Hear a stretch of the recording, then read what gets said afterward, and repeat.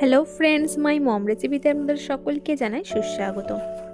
আজ আমি আপনাদের বানিয়ে দেখাবো শুটকি মাছের একটি দারুণ সুস্বাদু রেসিপিটি বানানো যেমনই সহজ আর খেতেও হয় দারুণ লোভনীয় স্বাদের। তাহলে চলুন আর দেরি না করে চটপট আজকের রেসিপিটি শুরু করে নেওয়া যাক। দেখুন, প্রথমে নিয়ে নিয়েছি শুটকি মাছ। শুটকি মাছগুলোকে এবার ভালো করে আমি ক্লিন করে নেবো বা ধুয়ে নেব ভালো করে। দেখুন, শুটকি মাছগুলোকে ক্লিন করে নেওয়ার জন্য আমি গরম পানি করে নিচ্ছি। আর এই গরম পানি করে আমি খুব ভালো করে শুটকি মাছগুলোকে ধুয়ে নিয়েছি। দেখুন, 3বার পানি পাল্টে খুব ভালো করে ধুয়ে নিতে হবে। চুলায় আমি একটি কড়াই বসিয়ে নিয়েছি। এবার কড়াইয়ের মধ্যে দিয়ে দেব পরিমাণ মতো সরিষার তেল। তেলটাকে এবার খুব ভালো করে গরম করে নেব। দেখুন, তেলটাকে আমি ভালো করে গরম করে নিয়েছি। এবার এই তেলের মধ্যে দিয়ে দেব আগে থেকে ভালো করে ধুয়ে নেওয়া শুটকি মাছ। সমস্ত শুটকি মাছগুলো আমি দিয়ে দিলাম তেলের মধ্যে। দিয়ে দেব পরিমাণ মতো লবণ আর দেব পরিমাণ মতো হলুদ গুঁড়ো। দিয়ে এবার খুব ভালো করে নাড়াচাড়া করে শুটকি মাছগুলোকে লাল লাল করে ভেজে নেব। দেখুন, শুটকি মাছগুলোকে আমি খুব ভালো করে নাড়াচাড়া করে লাল লাল করে ভেজে নিয়েছি। এবার আমি ভেজে নেওয়া মাছগুলোকে একটি পাত্রের মধ্যে তুলে নেব। দেখুন, এক একে সমস্ত ভেজে নেওয়া মাছগুলো একটি পাত্রের মধ্যে তুলে নিলাম। আর ওই কড়াইয়ের মধ্যে দিয়ে দিলাম পরিমাণ মতো সরিষার তেল। তেলটাকে এবার খুব ভালো করে গরম করে নেব। এবার আমি এই তেলের মধ্যে দিয়ে দেব পেঁয়াজ কুচি। আমি এখানে একটা মিডিয়াম সাইজের পেঁয়াজ ব্যবহার করলাম। পেঁয়াজটাকে এবার আমি নেড়ে চেড়ে কিছুক্ষণ ভেজে নেব। দেখুন, পেঁয়াজটাকে আমি কিছুক্ষণ ভেজে নিয়েছি। এবার দিয়ে দেব সবজি। আমি এখানে সবজির মধ্যে ব্যবহার করলাম আলু, মূলো, সিম, বরবটি কলাই আর বেগুন।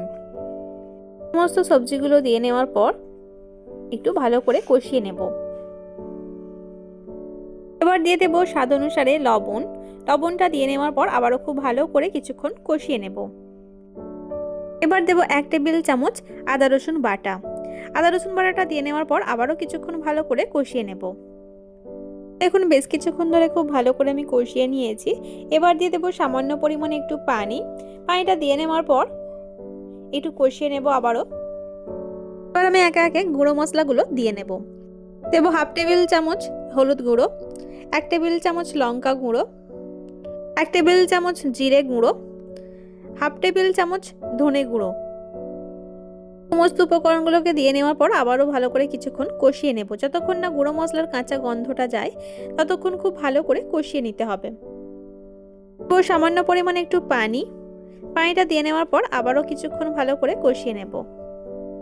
এবার দেব সামান্য পরিমাণে রোস্টেড ধনে গুঁড়ো। ধনে গুঁড়োটাকে আমি শুকনো খোলায় ভালো করে কিছুক্ষণ ভেজে নিয়েছিলাম। ওই ভেজে নেওয়া ধনে গুঁড়োটাই আমি দিয়ে দিলাম। দিয়ে আবারও কিছুক্ষণ ভালো করে কষিয়ে নেব।